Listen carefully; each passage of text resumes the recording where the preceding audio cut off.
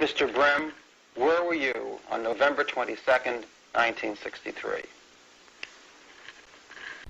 This is JFK assassination witness Charles Brem telling Mark Lane in Mark Lane's movie Rush to Judgment where he was during the assassination. I had taken my 5-year-old son downtown to see the presidential parade. This is a picture taken by Mr. Nix of the limousine at the time the shots were fired. Do you see yourself and your boy in that picture? Yeah. Here Mark Lane says that this frame is from the Nix film, when actually it's from the Muchmore film. Sir, this is myself and this is my son on this frame here where the first shot hit the president. I would say that he was possibly 30 feet away when the first bullet struck, moved a little closer, and was possibly 20 to 25 feet away when the second bullet hit. And I want to examine carefully here what Charles Brem said. He said, I would say that he was probably 30 feet away when the first bullet struck. So he's saying when JFK was shot in the throat, he was about 30 feet away, moved a little closer, and was possibly 20 to 25 feet away when the second bullet hit. And what he's talking about are the shots that hit the president, and the second bullet hitting would be the headshot. So if we carefully consider this, what Charles Brem is saying is that the president was shot both times while he was still approaching Charles Brem. And if we look at the Zapruder film here, we can see the president is approaching Brem's position, and there the president is shot with the first bullet, as Brem calls it. And then we can see the president is approaching Brem's position, and that's Charles Brem in the Zapruder film, as the presidential car is come even with him, and you can see that Kennedy has not yet been shot in the head. And then the president passes by Charles Brem, and then certainly after he has passed Charles Brem, he's been shot in the head. So why does Charles Brem tell Mark Lane that the president had been shot both times while he was approaching Charles Brem, when we can see in the Zapruder film that he was shot once while approaching and once after he had passed and was going away? And of course the stock nutter answer would be that Charles Brem is simply mistaken, but I don't think this is the kind of thing you would be mistaken about if you were really standing there and watching the president get shot. I don't think you'd tell the story as if he was shot twice while he was approaching you, when really he was shot once while he was approaching you, and then again after he had passed you. I don't think a simple mistake is the right answer here. I think it's a mistake, but I don't think it's a simple mistake. I don't think Charles Brem was actually standing there when the president was shot, and that's why he gets it wrong. Now, Brem's story is that he and his son were first watching the procession at the corner of Houston and Main Street, and then after the president passed there, he ran over to Elm Street, where we see him in the Zapruder film. And this is from the Bronson film. It's about 10 minutes or so before the president came by, and we could see Charles Brem and his son. They're in that area. One would think probably they had moved closer to the street when the president came by to get a good view. But we can see before the president comes by, he is up there, and we can also see that James Elkins is over there on the right. Elkins is much closer to the position there that the Elkins 4 and 5 photos were taken from. And as I have pointed out before in other videos, I think this is Charles Brem standing on the corner of Houston and Main which is where he said he was at this time. He said he was with his son. I don't see his son anywhere in this photograph, but I do see a camera in front of Charles Brem's face, and that is not part of his story. And here it looks as if Brem has just taken a photograph and that he's winding the film in his camera, and you can see the camera is tilted somewhat. And if you look at the Elkins 4 photo, which had just been taken at about this time, you can see that that photograph is tilted in the frame, as if it was not taken by a professional photographer, but by some amateur. It's not a bad photo. An amateur can take good photos.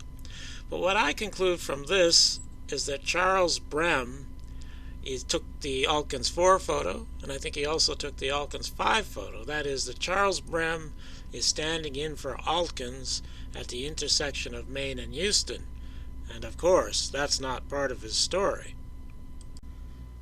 And as I have said before, the reason that Charles Brem is standing in for James Elkins on Houston Street and taking the Elkins 4 and the Elkins 5 photos is because James Elkins was engaged by the conspiracy to perform a task.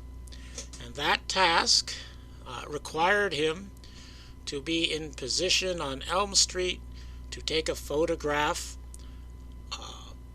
of the scene on Elm Street, including the doorway to the Texas School Book Depository, before the president came by, and then to take another photograph when the president came by.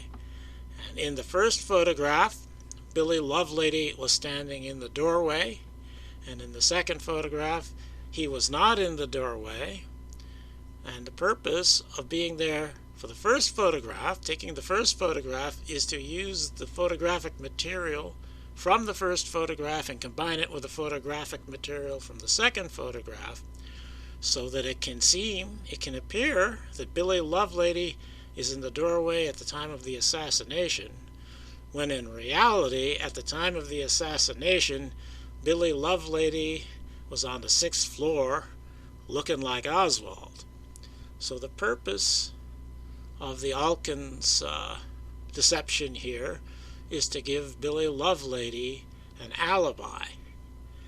And the photograph is constructed to give Charles Brem an alibi too. You can see his hands here on the right-hand edge of the photograph. That shows that he's actually there, and he was there for the first photograph that Elkins took.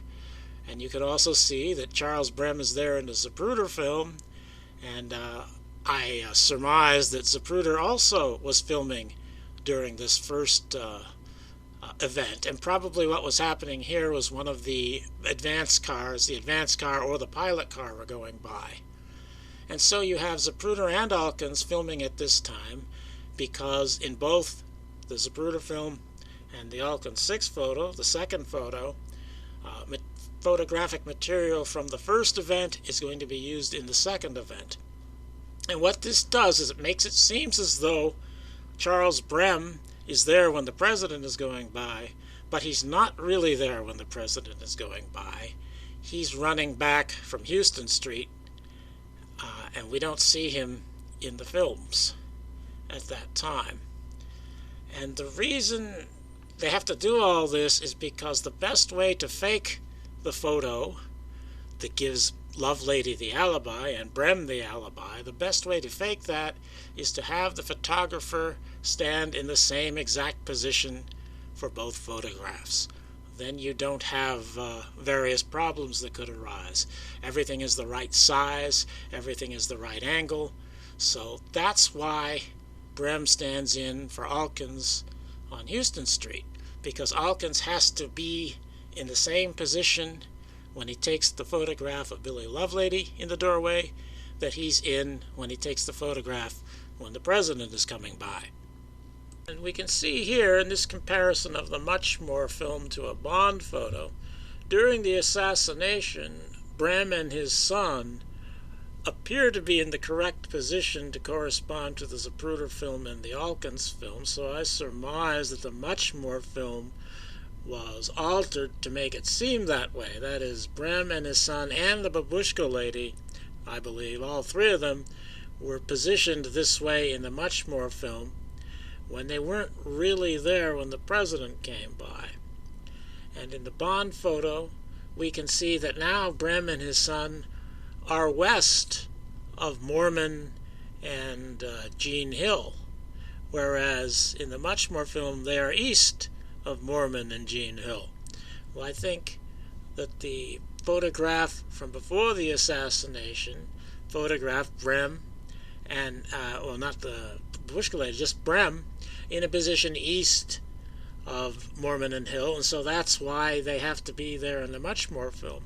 But when Brem ran back, he didn't run back to the same position. He ran back to the position we see him sitting down there.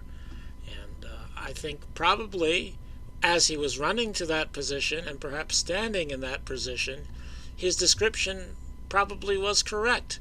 The president probably was shot the first time about 30 feet away, and the second time about 20 feet away. And that's why he says that, because that's where he ran to from Houston Street, but that's not where he's standing in the Zapruder film and the Elkins photo. So the reason Brem slips up here is because what he says is true with regards to his perspective on the president. That is, the president was shot both times while he was approaching Brem's position. Now, the precise distances here, the 30 feet and the 20 to 25 feet, those are probably his estimates of the distance, what it would be were he by the side of the road, when I think when he sees this happen, he's probably still on his way to the side of the road where he sits down, where we see him in the Bond film. I would say that he was possibly 30 feet away when the first bullet struck, moved a little closer, and was possibly 20 to 25 feet away when the second bullet hit.